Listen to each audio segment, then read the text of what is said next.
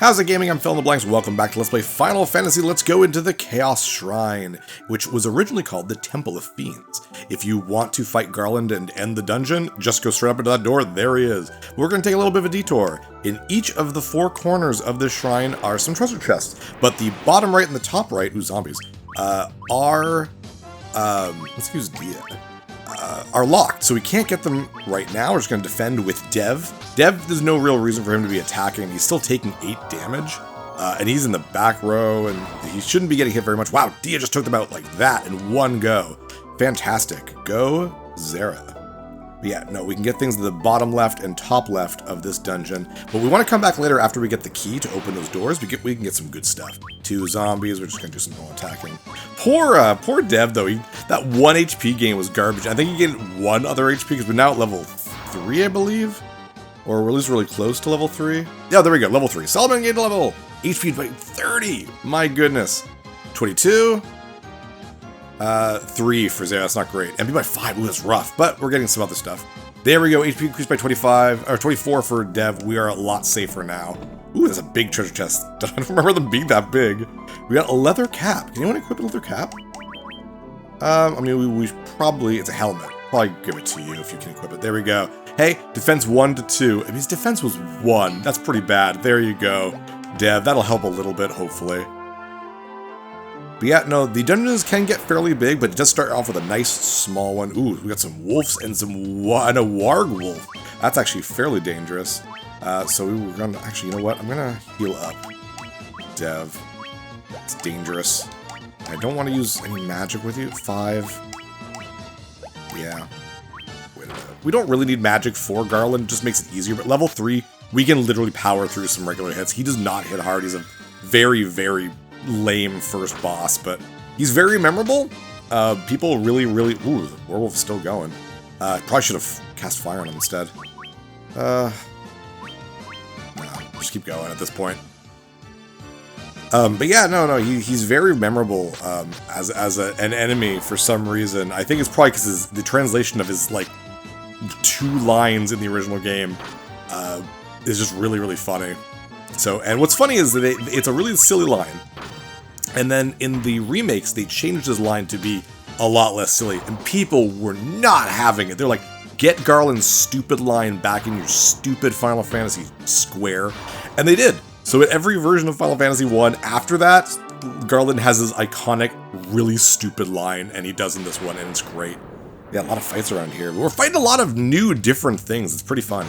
If you are wandering around a dungeon, as you can see, there are a lot of things that can happen and go wrong and just fight you.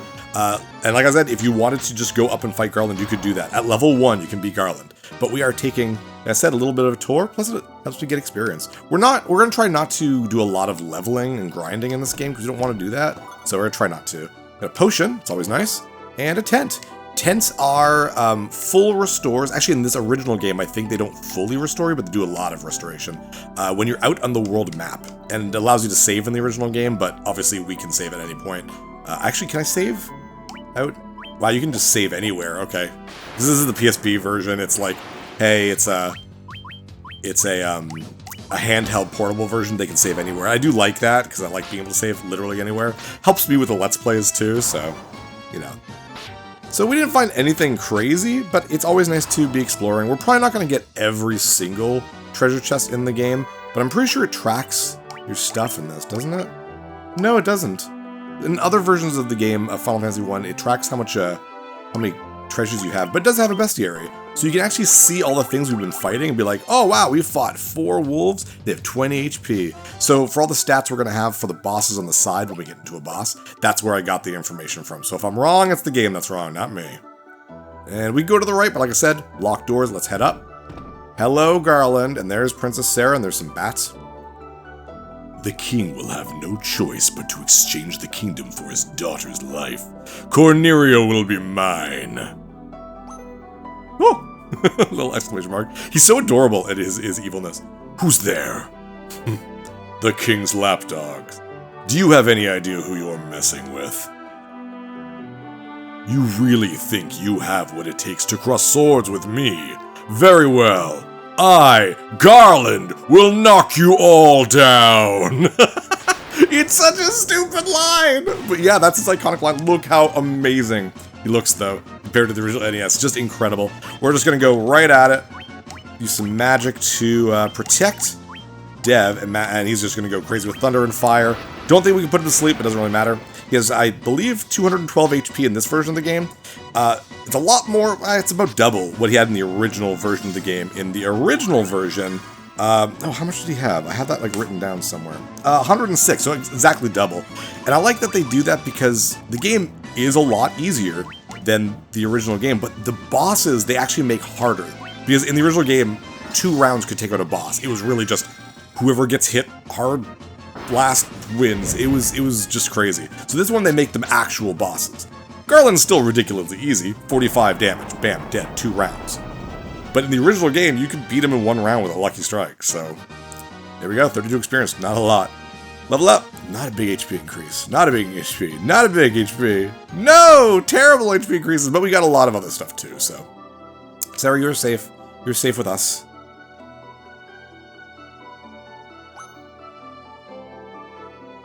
You've come to rescue me?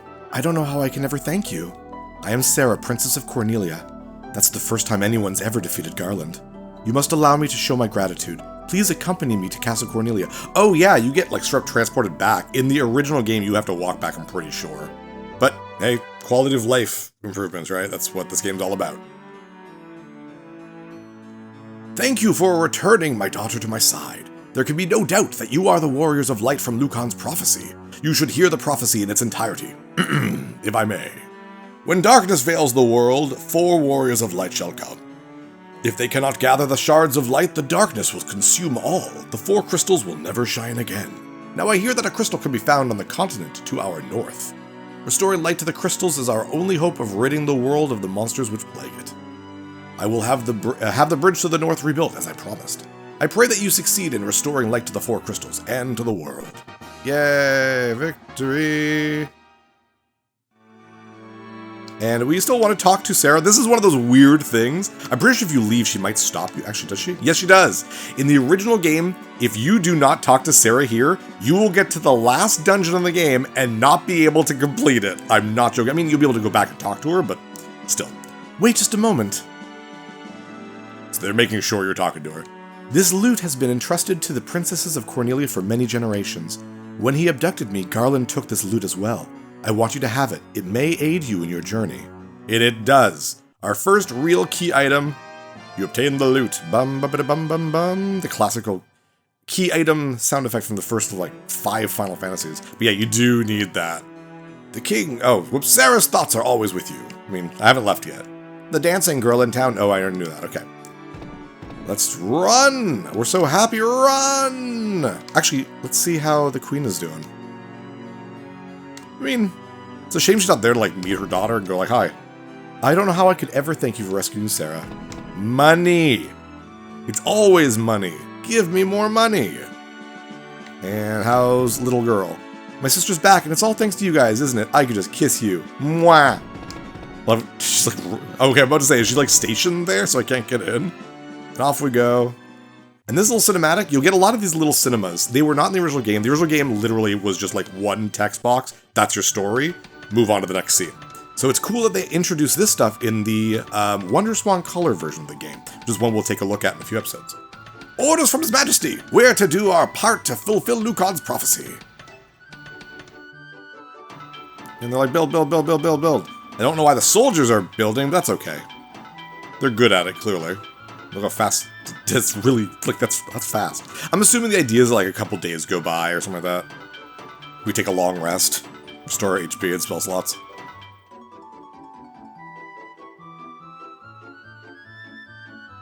What does this bridge have to do with the prophecy? I mean, we can leave. The 4 warriors of light are here. They're here in Cornelia. Always such a weird line they add. But okay, we're still in the castle. Yeah, we haven't actually rested, so do make sure to go back to town and rest up. Rest up indeed. We got a lot of MP and a lot of HP that can be filled up, which is very nice. We can cast spells with our mages pretty heavily at this point of the game, which is really, really nice, so we shall do that. Feel free to also spend some money at at the store too, because, you know, now we have the ability to buy some stuff and get some potions and whatnot. What do they have anyways? Ooh, you're new. Yeah, this is specific to the... Oh, bye. Wait. Ah, it disappeared. This is specific to the PSP version of the game. Something we won't see for a very long time, but it's cool they added it right there. That's neat. We get a lot of potions. We get a couple, I guess. Actually, you know what? No. Antidote. Face downs. Right now, it's not really useful. We don't have that much money, and we're about to go to our next town. So, let us go! I love the 3D, almost 3D look to the castle. It's really cool. Once we get to the bridge, this part actually is in the original Final Fantasy, and it is iconic. And it looks surprisingly like the original NES version. They did a really good job of, like, capturing that original version. And also a good job in the original version for looking so good. And so, their quest began.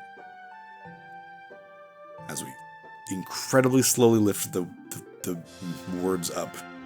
As the four warriors of light, they felt overwhelmed by the great task destiny had placed before them.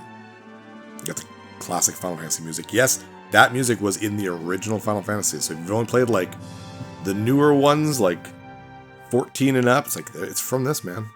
They did not even know the true significance of the 4 crystals they held in their hands.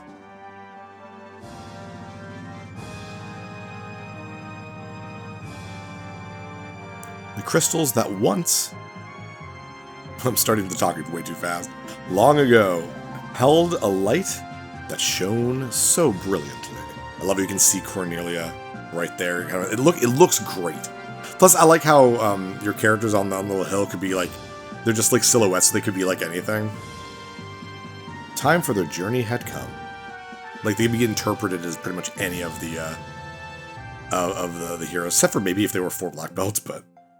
The time to cast off the veil of darkness and bring the world once more into light.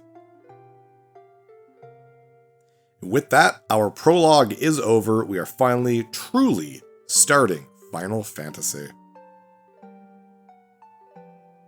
For 1987, impressive. It has like a little bit of weight to it, do you know what I mean? Like Dragon Quest 1 was just like, get the princess from the Dragon Lord! And this one's like, wow, it really makes you feel like you're off on an adventure. Very, very cool. Oh, Final Fantasy. Alright, now with that, let's continue on. We have a wide world to explore right from the get-go, but there are 2 destinations we can get to right now. We can get to the next town of Provoca, or we can head north. Because they did say there was a crystal up north, and we're like, well, how's there a crystal up north? You know what I mean? What are you talking about? Oh, crazy horses! We're gonna do some fire. So we want to find out, like, what do you mean there's a crystal up north? We have the 4 crystals, so you want to check it out. It's a nice little adventure plot hook. Not really, you do need to do it. Most of the stuff I'm gonna be doing in this game are things you have to do, so. There we go. You done, crazy horses? And I don't think there's anything over... Is it over here? Oh, wow, there's a lot of fights. Obviously, we're gonna start... Oh, jeez. We're gonna start skipping fights as we kind of move along. So let's take out individual wolves. But at this point, yeah, we're gonna be skipping fights unless it's something we haven't seen before, which there are quite a few things we haven't seen in this area, so... No sense in just seeing the same fights over and over again, especially because you can have 9 enemies in a single fight, and that does take a little bit of time. But wandering around the world map isn't really that fun, so it's not... Oh, I thought that would do a lot more than that. Maybe it's weak to fire. Oops, nope. I want you to attack the one you already attacked. You can still take out another one, you might as well. We have over 10 uses of fire and thunder, which is crazy, because at this point of the game, the original game, you might have 3. And you missed! Good job, Zara. There we go, 40, much better. Oh, you might notice the 2 hits and 1 hit above all the characters when they do their regular attack. So that is your I think it's your agility or accuracy, I think, in this game. So the way that works in Final Fantasy 1, I guess we're going to be talking while we're in fights. Dang, fights are a lot. Oh, goblin guards, okay, stronger goblins. Basically, your accuracy dictates how many hits you're going to make against the enemy, and or attempt at least. So 2 hits, for example. So every 32 to your accuracy increases your attack. So with an accuracy of 37, I can do 2 hits. That's why the thief Kira was able to like keep up with Solomon with attacks at the beginning of the game, because he was only doing 1 hit, but Kira was doing 2 hits, and that kind of equaled the same amount of power. So now that Solomon's doing 2 hits, he's probably gonna be a little bit stronger than Kira because he's just got the muscle behind his swings, but accuracy is very important. Alright, we'll probably start skipping battles now. Just keep going up and up and up. This whole area, we find a little cave. Oh no, battle. Oh, we got cobras. So we can get poisoned by these guys, I believe. And poison is a status effect you will see a lot in this game. Just a lot. Will it happen? No, thank goodness.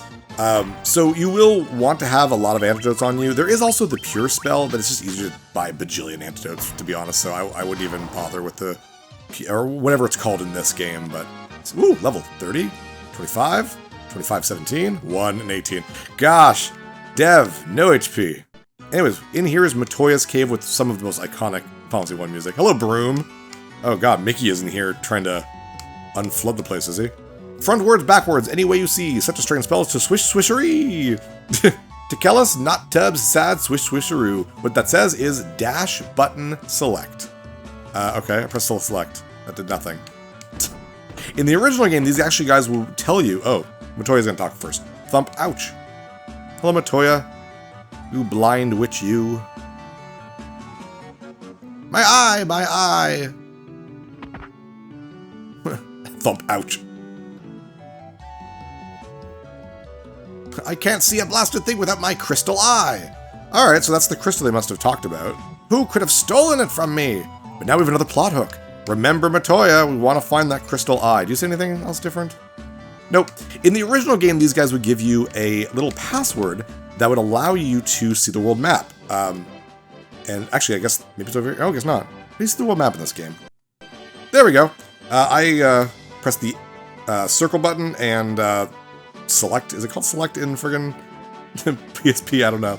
And that is the world map. So it's pretty cool. You can see where you are, and then Castle Cornelia was right here to just kind of get a grasp of how big the world is. And this is pretty big for 1987 NES, so pretty cool. And now we will continue to provoke us, skipping battles along the way. Keep going, just whirl around. You did not need to talk to Matoya at first. You could have, oh, lizard. You could have completely skipped that and come back when it really matters. I don't know if the lizard can turn you into stone. At this point in the game, that might be too early. Oof, he doesn't take a lot of damage from us. That's okay. What are you weak against? I don't know, fire. Fire it is. Probably dead now at this point. Oh, it's not. Ooh, wow. And 21 against Solomon. That's crazy. Considering he has way more defense than everyone else. Nice. How much? 38 experience? Wow.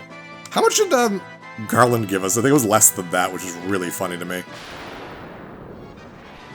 Woof. I just fought 4 crazy horses in a single fight. It was actually pretty crazy. I had to use sleep on them to get them down. Ooh, Gygus worms. They are really good to level up against a little bit later on. We fight 3 of them and an ogre. I think it's an ogre. Either an ogre or a troll. Once we learn better spells to attack them like all together. But right now it's actually a fairly difficult, I wouldn't say difficult fight, but like, you know, if it hit Zera again before she got a heal on, she could have died. So you can tell Cure isn't like crazy powerful. 33 isn't a lot of HP right now. But that's one of the reasons why, first of all, the game gives you 8 MP instead of spell slots. But in the original game, that's how kind of poor curing was as well, so. Nice. Almost, oh my god, one step! Come on, be a little bit further. Now we're in a forest, and I think it's more fights in a forest, so. Another 3 crazy horses. I just straight up ran. Starting to run a little bit low on HP. Actually, you know what? Let's heal up. Might as well. Even though the town is right there. No sense in not healing. It only takes 3 MP, so. There we go, just a little bit. I did not need to heal you, Dev. There we go, and there's Provoka. Probably one more fight for, yeah, of course. Just a Giga Squirm, you guys can stick it out with me. Boom. Wow, just that one hit with the hammer was actually pretty good. Hooray! And another level. Perfect. Oh my god, no HP for you, Dev. That's fine. Inside we go to Provoka. Provoka's a pretty cool looking town. All the music's always the same for all the towns, but it looks pretty cool. Hey, Trunks. Kind of looks like him. Please help us! Okay, geez, I just got here, but alright, whatever. In fact, what we're going to do first is just straight up go to the inn and heal up. That way we don't have to worry about it, because we are going to fight a little miniature boss here, which is kind of neat. Get some sleep, everyone. Long rest. While this town is under siege by pirates, we'll just, you know, we'll go to sleep. Huzzah. Okay, outside. Are you a pirate? You have a mohawk, you look cool. Those blasted pirates, they're running around looting and pillaging like they own the place. And I think you can actually go and... You go and buy stuff? You can, that's really funny. We're actually not going to do that, we'll be doing that next episode. But for now, let's go over here. Oh, there they are. There's the pirates. And just what be ye doing here? Ye wouldn't be looking to make trouble with... Is it Bike? BK? I don't know, I'm calling him Bike. Bike's Bikeneers, would ye? You see the same thing? Yes. Hello, Bike. You've got cannonballs of steel to be taken on the Great Pirate Bike. That was not in the original game, my goodness. Keel all them, boys, and aye, Captain will make their bones go crunch. Now we fight 9 pirates. This is the easiest fight in the game. They have 6 HP. I'm not even joking. 6 HP. So, 1 attack per, and then we're going to use Sleep with Dev. And they're just stupidly easy. Obviously, we don't have any area of effect spells that can affect them, because we don't have, because the only thing we have is Dia, and that can't kill them. But, like, this is hilarious how easy they are. Considering how cool they look. There we go. Easy enough, boing. Oh, wow, they have more HP in this one. That's probably for the best, but yeah, they have 6 HP in the original game. Actually, you should be using Fire. Or Thunder. Yeah, ridiculously easy. They don't have their own boss music. Oh, which, by the way, the original game did not have boss music. Even for the final boss, I don't think there was boss music in the original NES version, which is crazy to me. This game adds, I think, 3 boss musics, which is really cool. I do like that they do that.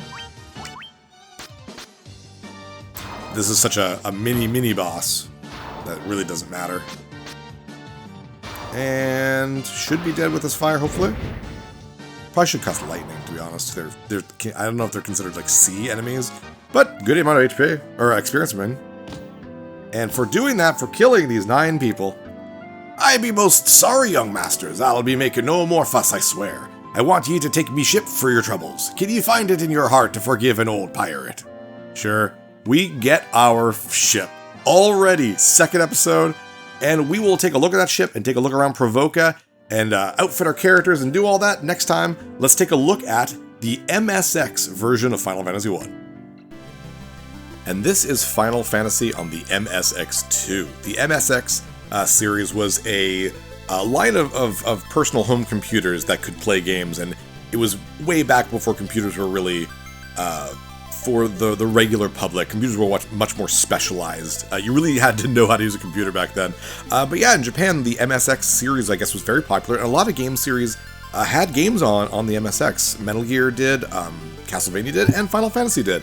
Obviously, it was Japanese only, so here's some Japanese text. Let's just jump in there.